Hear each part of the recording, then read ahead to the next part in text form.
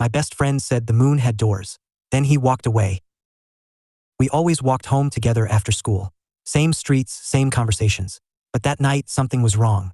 Darren walked ahead of me, his steps slow and deliberate, his head tilted toward the sky. His mouth moved like he was whispering to someone I couldn't hear.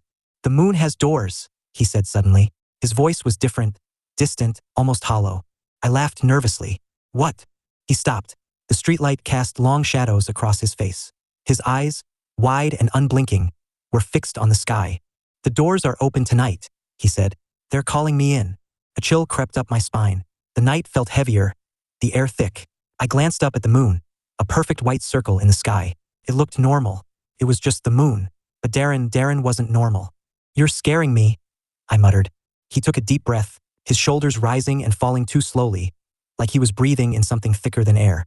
Then he turned to me, and for the first time in my life, I saw something in his face that wasn't him. "I have to go," he whispered. And then he walked, not toward his house, not toward mine, just forward. His steps were too steady, too sure, like he already knew where he was going. I grabbed his arm. "Stop. You're not making sense."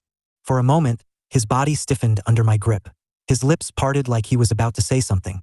His fingers twitched, eyes flickering with something unreadable. Then, just as suddenly as it started, he gasped, blinked, and stumbled back. "Wah!" Darren shook his head. "What were we talking about?" I stared at him. His breathing was heavy, confused. He looked like he had just woken up from a nightmare. You don't remember?" He frowned. "Remember what?" I didn't know what to say. We walked the rest of the way in silence. He laughed at a joke I barely heard. By the time we reached his house, he was normal again, like nothing had happened. But it wasn't over. It happens sometimes. I see him stop mid-step, staring at the sky. His fingers twitch, his breath slows. Sometimes, I see his lips move, whispering to something I can't hear. And I know, the doors are still there, waiting for him.